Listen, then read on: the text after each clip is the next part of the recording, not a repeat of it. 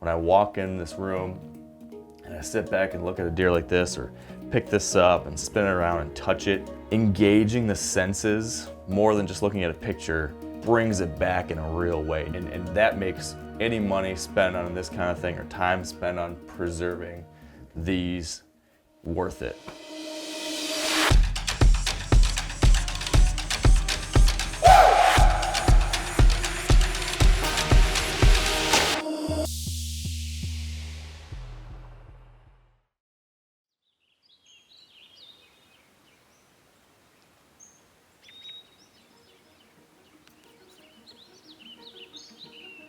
So, should you go with a Euro mount or a shoulder mount? That's a pretty reasonable question, and there are pros and cons to each. The decision you have to make, well, I mean, obviously you got to go, do I like this or that better?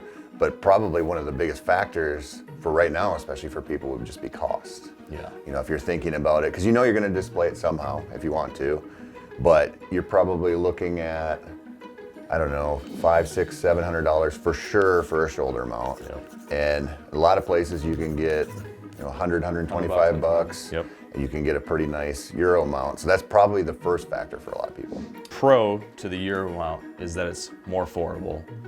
This is going to cost more. Another possible advantage to this is that there is the DIY option. If you want to be like fully involved in the process, this is something that most anyone could do. If you do decide to do a Euro mount yourself, don't do it on the stove in your house when your wife's gone for the day. If you want to stay in a good graces. Because your house will smell like a boiled deer head for weeks. So yeah, like any hunter with a few basic tools can do this, create this mount themselves relatively quickly. It's not hard to do. There's a little bit of a process to it that you don't want to screw up on. Yeah. But yeah, it's a pretty simple deal. And that's a video for another day. Right. Timing is a consideration in that, you know, you can, if you do this yourself, you can get it done pretty darn quickly. Yeah. Even if you send it to a taxidermist, you know, I've sent one to the taxidermist and had it back within a month. With a shoulder mount, it could be, I don't know, these days, 10 months, 11 months, a year and a half, depending on your taxidermist and how busy they are. So if you're just in a hurry to, you know, to get your mount back and be able to see it and hold it and see it on the wall or whatever it is, you might not want to wait that long.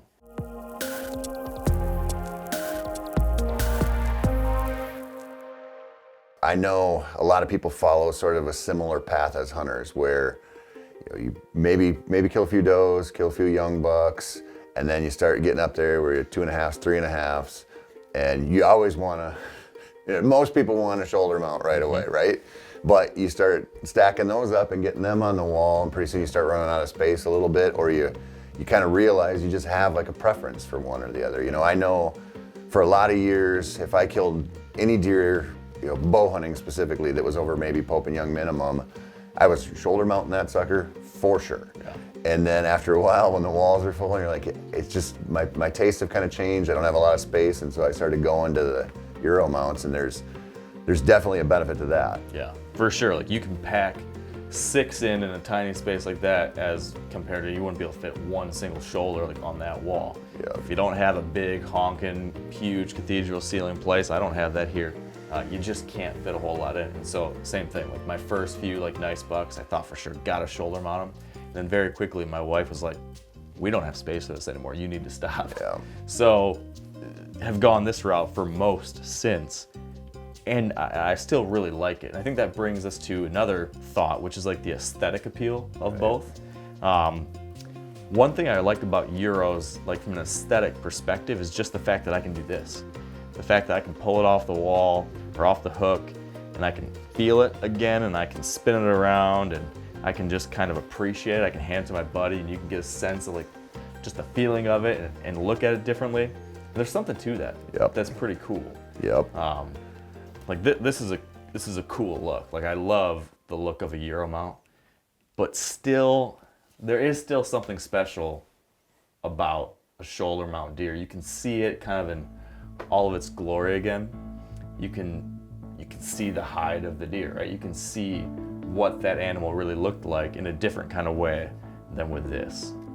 Yeah, I mean, it's really just what can you afford, what do you have space for, and what's your preference? And then it kind of boils down to the individual deer too. I know that once I got out of the stage where I wanted to just mount anything I thought was big, then it became, was it something that really meant something to me? You know, did I go work my butt off on public land, or did I have an easy one walk by on opening day at home? You know, like that factored into it. It might be a Euro versus a shoulder mount, or just the overall season, or if you have a history with them. It just depends how you're feeling. You know? Yeah. I think in a mount, I'm trying to think of like how the reality of that deer, how it can be best preserved. And there's some deer that don't have much for antlers, that the antlers don't match the deer. And I've thought sometimes, like, what if I were to kill like just a tank of a huge bodied mature deer that just didn't have much for headgear? I feel like you would look up at that and you would never, it would never do it justice, you know? Like there's a deer right here, kind of a wide, short tined 8-pointer that's not much to look at when you just look at that rack, this one right here.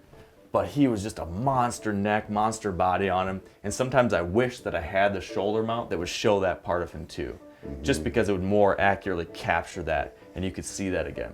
So, I can't do that all the time, but that is a nice part of this preservation, especially with this. Like with the shoulder mount, you do have more options with what it looks like, which I suppose is another pro, right?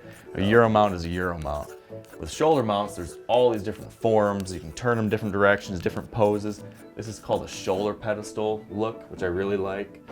Then you've got your, all the different turn variations, semi-upright, semi-sneak.